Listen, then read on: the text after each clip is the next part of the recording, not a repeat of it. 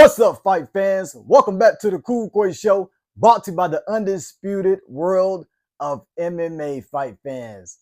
Tonight, I will be giving my UFC 326 fight predictions and breakdown, fight fans. We have a rematch that's been long awaited. Charles the Bronx Oliveira versus Max Holloway, fight fans. I'm a big fan of both guys. Don't want to see either guy lose, but hey, that's how the game is sometimes. And in the cold main event, we got Reinier de Ridder, RDR versus Borralho, one of the nerds guys out that crew, fight fans. And I'm excited. I ain't gonna say made, but I kind of got more excited for the cold main event than I originally was. I thought it's gonna be a good style matchup for the middleweight division.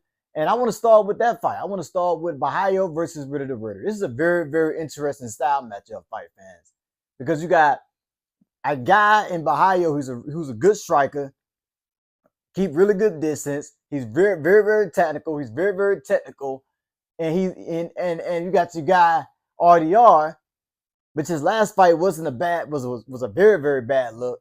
I had a sour taste in my mouth because I was going for RDR beating Arnold Allen. I thought it wasn't going to be competitive, and we seen what happened in that fight. So that put a big stain on RDR's name. After that, he was sitting on the stool and basically, saying, I can't do it anymore. That boy, I ain't never seen Reinier this time. That's it. Even that time he fought Whitaker. He gassed out, boy. Maybe, like I said, maybe it was the wrestling, though.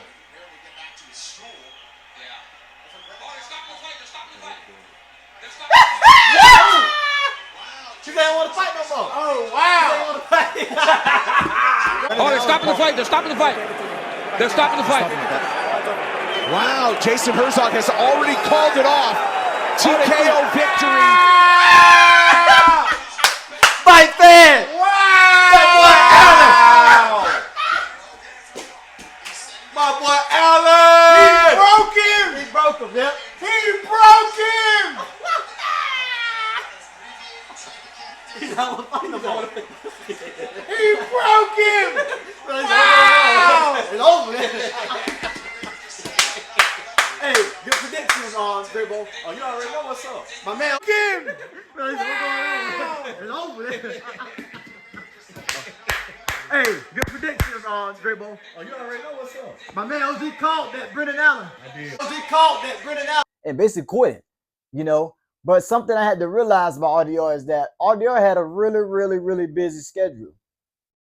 He had a busy schedule, fight fans. He basically fought 5 times in 1 year last year. He did. He fought Bo Nickel. He fought Kevin Holland, submitted him. Then he fought Jeremy Shaw, submitted him. Then he fought Bo Nickel, even though they're fighting in the second round. He TKO'd him. And then he fought, Robert Whitaker in a 5-round fight. That fight was like back and forth. That's a really high pace, bloody, violent fight. Really bloody, violent fight. RDR had Robert Whitaker hurt. Then Whitaker had RDR hurt. So he had a busy schedule. And it's rare we see a fighter fight 2 times a year. You know what I'm saying? So for him to fight 5 times a year, that was a treat. And, for the MMA fans to see him in there so active. And I feel like a guy that is big as RDR, coming out of that weight to 185, it caught up with him. It had him fatigued. It had, dropping that weight, cutting that weight, going to all these different training camps, and then fighting a guy like Brendan Allen, who's, also is a decent wrestler himself. And props to Brendan Allen. He tweaked some things around in his game, training with Bilal Muhammad. So shout out to them and his team. And we've seen what happened with RDR. He quit. So with him fighting Borralho, how does that look though, fight fans? How does it look? Has he fixed the cardio problem? Has he took the proper time to kind of rest his body and not go so hard in the gym or whatever? Well, whatever went on with RDR, because that was not RDR. I'm gonna just let you know right now, that was not the same RDR we seen fight Robert Whitaker. That was not the same RDR we seen fight Bo Nickel. That just wasn't the same guy that fought Brendan Allen. RDR won the first round, Second round, it's like he had an adrenaline dump.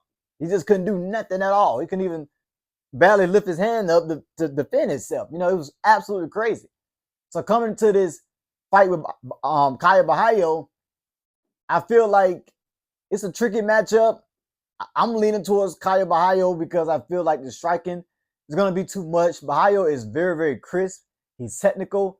He don't really look for a finish, or he don't really force a finish because he's so technical with his striking. The last fight he had with Nassim Imavov, and Nassim Imavov, another good boxer who's also technical, and you know he got the best of Borralho in that fight. If RDR can't work those knees against the clinch, against the cage, and if he can't get a hold to Borralho and take Borralho down and overwhelm on him on the ground and try to lock in the submission on Borralho, RDR could be in some trouble. RDR could be some big trouble. Borralho's going to look to put on, Borralho's going to come into this fight looking to put on a fast pace, throw a lot of leg kicks, throw a lot of body kicks, and avoid getting taken down and keep up that pace to kind of test RDR cardio. They kind of see where it's at. They kind of see is that weight cut kind of drain RDR. It takes some wind out of him in this fight because RDR Saturday that I need to solve, and as a fighting nerd, I'm gonna solve the problem and take A+ in this test. You know, it's just a matter of who we're gonna see on Saturday night, the Ridder or the quitter. What I like about him, I'm not a fan of RDR, but what I like about him is that RDR, the things that he do in that octagon is just what he do in the octagon. He got this funky style. He throw these knees, he throw these funky like jabs, but it work. And he got this, you know, just funky kind of grappling. When he get a hold of you, it's a nightmare to be down there on the bottom with RDR. You know, he got RDR is just, you know, like Dricus Du Plessis. Like Dricus Du Plessis got his own funky, crazy, weird style. Man, it's just what he's good at. Nobody else do not fight like Dricus Du Plessis. You know what I'm saying? And that's the same way I feel about RDR. Like nobody don't fight like RDR. And that funky, just jerky, you know what I'm saying, style he have. And it works for him. It has been working for RDR until he ran into Brendan Allen. So, yeah, I'm going with Caio Borralho to win by decision. I feel like the striking is going to be a little too much. I feel like the body kicks, I feel like with Caio Borralho keeping that distance, RDR is going to have to really like find and kind of gauge the distance to kind of grab onto Caio Borralho. But RDR, when he get a hold of you, he got a lot of different ways he can kind of get you down to the ground. He's a strong guy in RDR. But the thing about it is that if RDR get Caio Borralho down, let's say in the first round, and control him in the first round, can he keep up that pace in the second and third round? That's the question. The good part about this fight is that this fight is not 5 rounds. So RDR don't have to worry about going 5 rounds, you know, keeping up a pace for that long like he did in his other, 2 previous fights. So that was just a bad look for me, man. RDR still on the stool, can't do it no more. Haven't seen a fighter do that in a long, long time. I can't name the last fighter who did that, other than I think Derek Brunson when his coaches threw in the towel for him. Other than that, I can't see a fighter doing that. They fight through it, no matter how tight they is. You know what I'm saying? They take that beating or they fight back until the bell ring. You know, they're not gonna sit on the stool and say I can't do it no more. So I just hope that RDR is healthy now, and I hope to see a good fight. I hope to see a really, really good fight. If RDR show up in this fight, it's gonna be a really competitive fight. Do not sleep on Caio Borralho ground game. He has some decent ground game and able to get back up to his feet. You got to know the nerves and those guys in that gym are training grappling. You know, I think that he can keep the distance, work that beautiful striking he have, keep the distance, and get himself a split decision in this fight. Moving on to the main event of the evening, fight fans. If you like this video so far, tell a friend, tell a friend, tell a friend, and then like and subscribe. Fight fans, we got Charles Oliveira versus Max Holloway for the BMF belt. And I hate these type of fights. This fight reminds me kind of Dustin Poirier versus Max Holloway. And I don't want either fighter to lose because both of them are my favorite fighters. I hate to see my favorite fighters fight each other, man. Especially when I know what they're capable of doing. You know, we got Charles Oliveira improves his wrestling. Really, really impressed me in that Gamrot fight. Sick jiu-jitsu, the highest finishing rate in the UFC, highest, most submissions in the UFC in Charles Oliveira. This is not the same Charles Oliveira that fought Max Holloway years ago. They was both babies in the UFC, and this is not the same Charles. Charles has built into this weight class.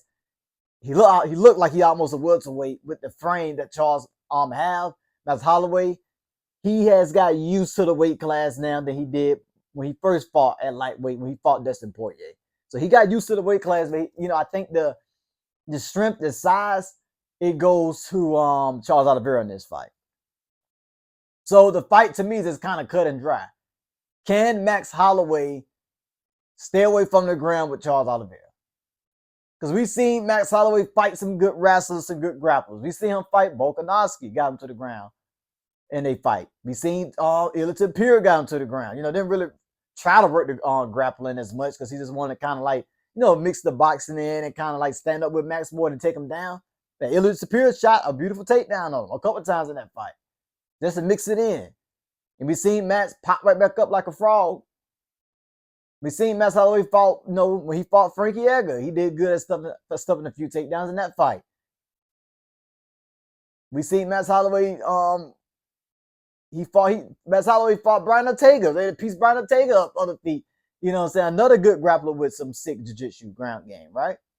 But we have not seen Max Holloway fight a wrestler and a grappler like Charles Oliveira. This will be the best grappler wrestler that Max has fought by far in Max Holloway's career. And it's kind of weird. It's kind of weird to kind of say and to question Max Holloway ground game because he's been in the game fighting so long in the UFC. He practically grew up in the octagon, fight fans. But that question still stands. If Charles Oliveira can pressure Max Holloway, throw the front kicks, throw those calf kicks. We know Max Holloway leave his leg just, out there. We seen what Gaethje did to Max Holloway legs. Even though it didn't really bother Max Holloway in the fight, he was still pushing forward. He was still bouncing around like it was just nothing. But if Charles can have that Muay Thai high guard he have, throw those front kicks, throw the calf kicks, and kind of bag Max Holloway up to the cage and shoot takedowns after takedowns like he did with Michael Chandler, for an example, and keep Max Holloway on the ground, the fight can be very, very interesting. It could be a long night for Max Holloway. If Max Holloway do not have the answers to stuff Charles Oliveira's takedowns and fight off those submissions on the ground, Max is going to be in a world of trouble, fight fans, a world of trouble. But as I've seen in Max Holloway's career, Max Holloway got some good hips, good takedown defense. If you get taken down, he's very urgent of getting right back up to his feet and work off that boxing. Max Holloway has looked great in his career. He made so many improvements moving from featherweight to lightweight. Max Holloway coaches need to get more credit. They need to get more credit on how they elevated Max Holloway's game. Max Holloway, he got some pop in his punches now. When he knocked out Korean Zombie out cold, people used to say Max Holloway just a volume puncher. Max Holloway, he's just a volume puncher that accumulates damage, in which he was. Look at the faces of people who Max Holloway fought. But Max Holloway is knocking people out now. Knocking out Justin Gaethje. Knocking out Korean Zombie. Dropping Max Holloway in that fight. Almost finished him. So we have seen that Max Holloway is now sitting down on those punches. He's adding in kicks to his game, which I like. The high kicks. Landing the spinning back kicks. He landed a beautiful spinning back kick on Gaethje and broke his nose. So we're seeing the elevation of Max. But if I look at these two fighters and I say to myself, which fighter has made the most improvements? Charles Oliveira or Max Holloway?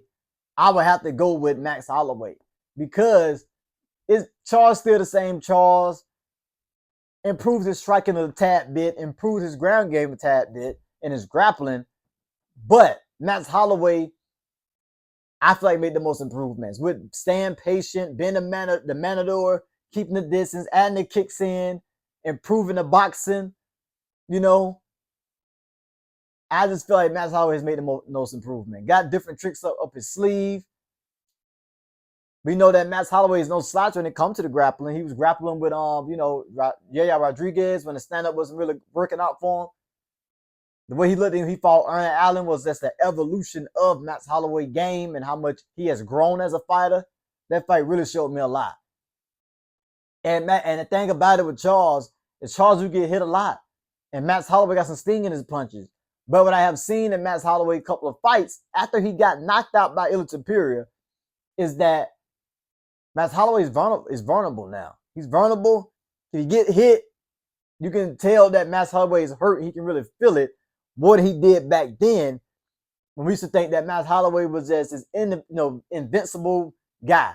He could take a punch. He got a brick chin. He got an iron chin. He can take it, walk right through it like it's nothing. But lately we've been seeing Max get hit. And it's kind of like, ooh, Max felt that. He got the poker face. And a lot of it could come from the fact that Max Holloway is at lightweight now, fighting bigger guys like the Gaethjes, like the Poiriers. These are bigger guys. But the thing about it is that I knew that Tapir was going to knock. I had a feeling Tapir was going to knock Max out, even though I was going for Max. Because Max get hit a lot, he has taken a lot of damage, over the years, his career. And I knew that Ilya boxing was a little bit more, he had a little bit more snap in his punches. Not to say Ilya Tapir boxing is better, but he had a little more snap in his punches, and he's known for knocking people out. And Max do get hit a lot.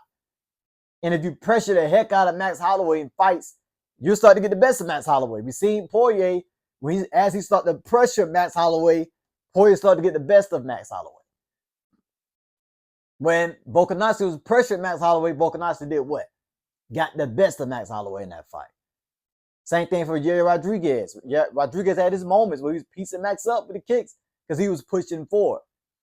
But the moment Max is able to bounce around, circle around, pop, pop, pop, pop, pop, jab, throw front kicks, body, punch to the body, that's when Max, shines the most. That's when he shines the most, fight fans.